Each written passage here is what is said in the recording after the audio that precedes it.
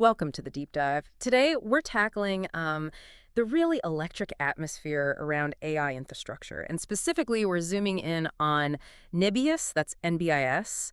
This company is, well, it's generating a lot of chatter and maybe some controversy too. It really is. The AI infrastructure space is definitely heating up, a real gold rush, like you said. Yeah. And Nebius, yeah, they're making some big moves, very deliberate, very ambitious. It's got people talking, some excited, some, a bit skeptical. Exactly. Nebius is sort of positioning itself as this end-to-end player, right? Building it, owning it. And for you, our listener, we know you want to get to the core of things quickly, but also thoroughly. So our goal today is pretty simple. Is Nebius this potential high-growth winner, or is it maybe more of a high-stakes bet? Lots of hype, but maybe not enough substance. We're digging into that pasted text article you sent. So yeah, the big question, is Nebius going to be a major force in this AI arms race, or is it, another hybrid venture without a strong competitive edge? That's really the crux of it. Yeah. And I think to understand where they stand now, we really need to look at their origins, because it's not your typical startup story. No, definitely not. Forget the usual Silicon Valley garage tale. Nebius's roots are, well, they're deeply tangled up in geopolitics, aren't they? Founded by Arkady Veloz. He was, as the source material points out, the former CEO, co-founder even, of Yandex, the Google of Russia. Right. And the key moment, the really pivotal thing the article mentions, was that huge move. Over 100, maybe more, top-tier software engineers relocating from Yandex. Even the Netherlands, yeah. Exactly. Right after the Russia-Ukraine conflict escalated, this wasn't just a few people leaving. It was a massive talent drain, specifically the teams running Yandex's cloud and AI stuff. Right. The article really hammers this point home. It wasn't just about moving code or servers. They brought the culture, the know-how. There's that great quote, "We didn't just bring code, we brought DNA." That says a lot, I think. Speaks volumes about the expertise they started with. Absolutely. And if you're looking at this as an investor, that's a pretty big deal. You've got seasoned leadership, people who've built this kind of thing before. Yeah. They understand the market. They know how to execute. It's not starting from scratch. Not at all. And the fact they lifted in the U.S., got Nvidia to invest strategically, that adds a layer of validation, doesn't it? The article calls it a founder edge. I think that's a good way to put it. Okay, so this founder edge, this Yandex DNA, it's clearly central. Let's see how that translates into their actual business model now. The article highlights two main things: sharp focus and vertical integration. Yeah, exactly. That focus is pretty striking. They made a conscious choice to double down almost exclusively on AI infrastructure. So GPU cloud services, AI platforms, that's the game now. They spun off or reduced their involvement in other ventures like ClickHouse, Toloka. Right, which might seem odd at first glance, letting go of potentially good businesses. But the source makes it clear, doesn't it? It's about laser focus, putting all their chips on the highest growth potential. I mean, look at the numbers. Their core AI business was about 55% of revenue in 2024, projected to be, 70 to 90% in 2025? That's a huge shift. Shows where their head's at. Totally. And that focus ties right into the vertical integration piece. This is where they really differ from maybe some others. They're not just reselling stuff. They're building their own servers, their own data centers, their whole software stack. The only major external piece is the Nvidia GPUs themselves. Okay, and this is where it gets really interesting, potentially. The advantages. The article suggests this could mean, cheaper GPUs for them. Maybe 20–25% cheaper. That's a big number. It is. And beyond cost, it's about control. Control over latency, performance, super critical for AI workloads, right? Absolutely. And it lets them be more flexible, offer tailored solutions. That quote, "We build it, we own it, we support it," kind of sums it up perfectly. It's that end-to-end control. And in a market where GPUs might get tight. Exactly. That control could be a massive advantage. If supply gets constrained, having that tighter grip on your stack, your infrastructure, that could be key. It's not just about saving money today. It's building resilience for tomorrow in a pretty volatile market.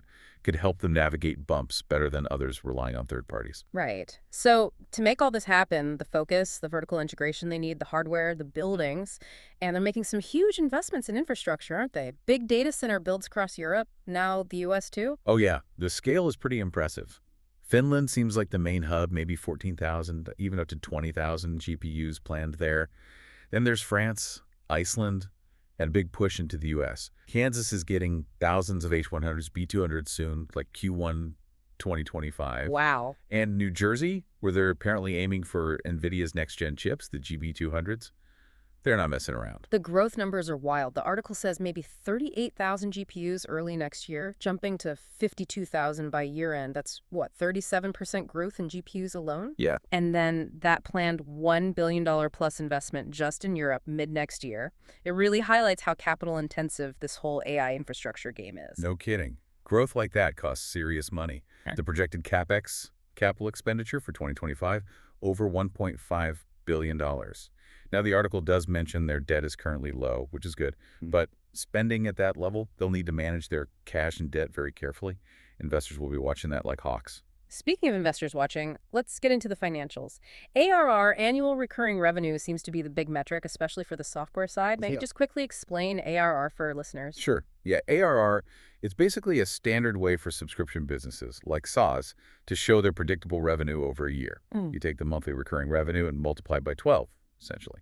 It gives a snapshot of the ongoing revenue stream, really important for growth and valuation. Analysts track it closely. Got it. And Nebius's ARR projections are ambitious.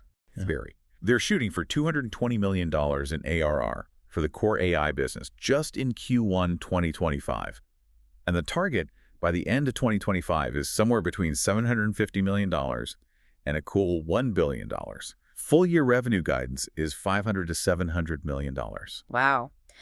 But the article flags something important here. They apparently missed their targets back in late 2024, and it hit their stock. So this upcoming Q1 2025 report feels pretty crucial, right? A real test for them. Absolutely critical. Meeting those ARR numbers is key for keeping investors confident.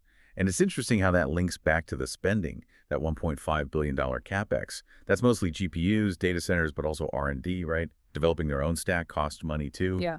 Depreciation and amortization, D&A, was already 14% of operating expense in 2024. And that's just going to climb as they build out all these assets. Though the flip side is their actual software business should be relatively asset light once the infrastructure is built. That's where the scalability comes in. And maybe a little glimmer of good news, the estimated Q1 revenue mentioned, $62.9 million, slightly above what analysts were expecting, so maybe some positive signs there. Could be.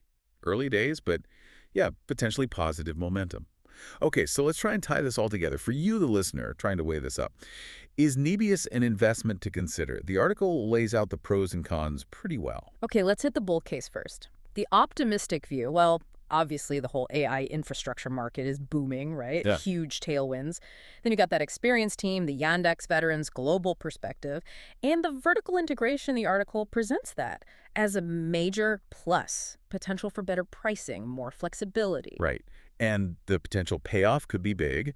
The article throws out numbers like 3x to 5x returns possible during this hypergrowth phase. That grabs attention. Definitely. But then there's the other side, the bear case, the risks. Yeah, and the article raises some important ones. First, is it a real defensible moat? The advantages they claim: pricing, flexibility, are they truly unique or just vague, as some analysts apparently think, and maybe easy for competitors to copy? Good point. Then there's the sheer amount of money they're spending. Huge CapEx.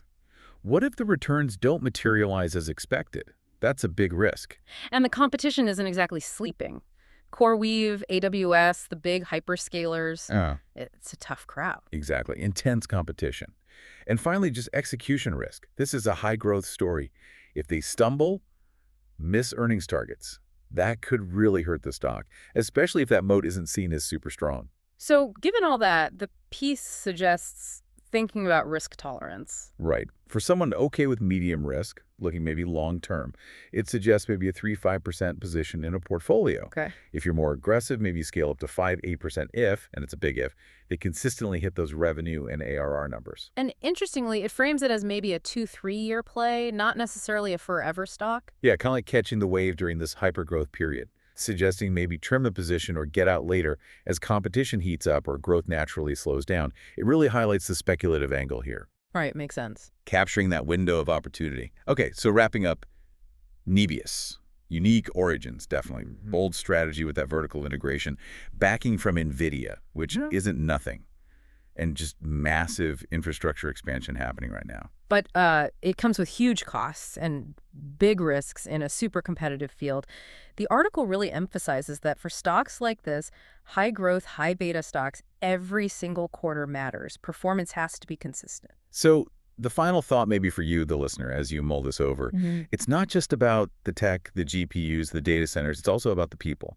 Consider the operators, that experienced team from Yandex, navigating this whole complex AI landscape. Are they the right crew to pull this off? That's a great point to ponder, the human element behind the hypergrowth machine. Thanks for taking this deep dive with us.